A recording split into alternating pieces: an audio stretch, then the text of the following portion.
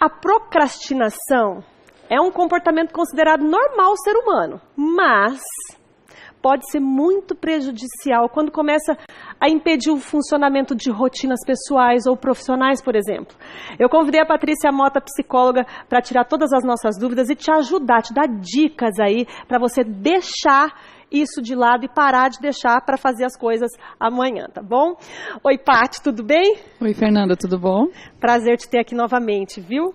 Prazer meu também, principalmente porque esse tema tem a ver, acho que, com todos os comportamentos. Então, assim, eu achei muito bom a gente já falar dele no começo do ano, porque ele aumenta a probabilidade de 2018 ser um ano diferente, né? É verdade, né? Todo mundo tem um pouquinho de procrastinação? Uhum.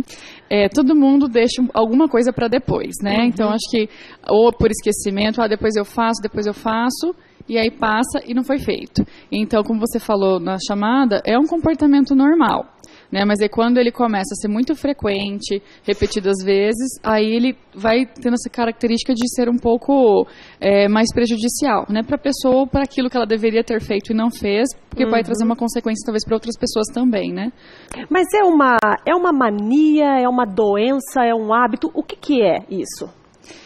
A princípio a gente vai entender como um comportamento, né? Porque até para pensar por que a pessoa faz isso, né? Então a gente vai considerar que é um comportamento que traz prejuízo, mas aí a gente também tem que pensar, mas se ele traz prejuízo, será que ele é tão disfuncional assim? Porque muito provavelmente se fosse a pessoa não faria com tanta frequência.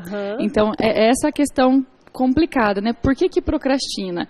Muito provavelmente, a gente parar para pensar, os comportamentos que a gente tende a procrastinar, né? O que a gente deixa de fazer, são coisas que num primeiro momento não são tão prazerosas, né? Então, por exemplo, é reeducação alimentar, então, eu vou comer corretamente quando eu vejo eu comia o que eu não podia, ou que eu achava que eu deveria evitar, né? Um doce, alguma coisa assim. É estabelecer hábitos mais de saúde, né? O estudar, então, dessa vez eu vou estudar mais, eu vou ler mais, eu vou começar a fazer atividade física.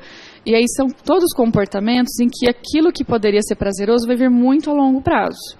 Né? Na condição, por exemplo, de um estudante. Eu quero passar num concurso em 2018. Mas ele começar a estudar hoje, em janeiro, para abrir um edital, fazer um processo seletivo e talvez ter uma aprovação lá em outubro ou dezembro, fica muito distante. Né? Então, geralmente, quando é algo que eu vou fazer, ou que é difícil, né? Então, escrever um texto é difícil, elaborar algo, fazer algo dos variados tipos, né? Se for uma produção intelectual, mas, por exemplo, você falou de arrumar as coisas, né? Talvez ir lá e fazer, pendurar aquele quadro ali vai dar um pouco de trabalho, vai dar sujeira, eu não sei se eu vou fazer exatamente do jeito que tem que ser feito, pode gerar um conflito. Então, geralmente, a gente tende a deixar para depois aquilo que não é tão fácil ou que não é tão prazeroso. Mas tem pessoas que deixam para depois coisas importantes, né, Paty? Aqui a gente falou, né, de um quadro, beleza, mas apesar de que para algumas pessoas, um quadro na minha casa fora do lugar, para mim, é muito importante. Mas assim, eu digo coisas mais sérias, mais importantes. Por quê que a pessoa chega nesse ponto de deixar coisas realmente importantes para amanhã, para depois, outra hora? Aí muito relacionado a responsabilidades, né? Tanto no ambiente de trabalho, acadêmico, mesmo em casa, né? Então, eu preciso elaborar esse relatório e mandar esse e-mail hoje. Mas eu acabo me percebendo deixando isso para depois. E aí, essa condição, assim, geralmente também, quando a pessoa faz, né, tá muito atrelada a uma condição de, se eu não fizer hoje, algo muito mais sério vai acontecer, né? Então, se a gente para observar isso enquanto um comportamento nas pessoas que fazem com mais frequência, a gente vai começando a observar um certo padrão, né? Então, vou falar de um estudante, porque aí essa condição de coisas importantes que não são fáceis e que podem trazer um contexto de, só lá na frente eu vou ter uma nota, ou não é tão prazeroso, acabam acontecendo de uma maneira mais frequente. Ou no ambiente de trabalho, de escritório, né? Uma pessoa que trabalha num ramo igual ao seu, que talvez tenha que se preocupar em elaborar uma entrevista, elaborar perguntas, buscar informações, vai ser deixando sempre para depois. Entra nessa condição de, quando o prazo é muito curto, ou eu faço agora, eu não faço mais, ela vai e faz. Tem gente que até que brinca, né, que os últimos minutinhos do desespero trazem uma criatividade, e a pessoa faz tudo que deveria ter feito na véspera, né? Funciona no susto, na pressão, na última hora. Isso. E às vezes a pessoa traz isso até como se fosse algo positivo, né? Não vou deixar para depois porque eu sei que de véspera eu funciono e faço. Então, geralmente a procrastinação ela vai se mantendo também por isso, por ter essa sensação que lá no último segundo... De que, assim, falando grosseiramente, na hora que a água bater na bunda, as coisas vão funcionar. Isso. Então, assim, geralmente é aí que a gente tem a principal dificuldade de mudança, né? Porque parece que é ruim, traz prejuízo, mas no final eu cumpri o que tinha que fazer, né? Mas aí vai deixando para depois, porque antes disso eu vou me envolvendo com aquilo que é mais prazeroso, né? Então, para que eu vou parar horas para fazer isso agora se eu posso fazer uma outra coisa? Por que eu vou fazer reeducação alimentar agora se o que tem à minha frente é um brigadeiro? Né? Então, a gente vai entrando também numa condição de dificuldade de autocontrole, que é essa condição, assim, de avaliar o que eu devo fazer, qual seria a melhor conduta e como eu devo me posicionar. Então, pessoas que têm mais dificuldade de autocontrole costumam apresentar mais comportamento de procrastinação, que é essa condição de eu deveria fazer A, mas eu faço B. E como que isso pode afetar a vida da pessoa?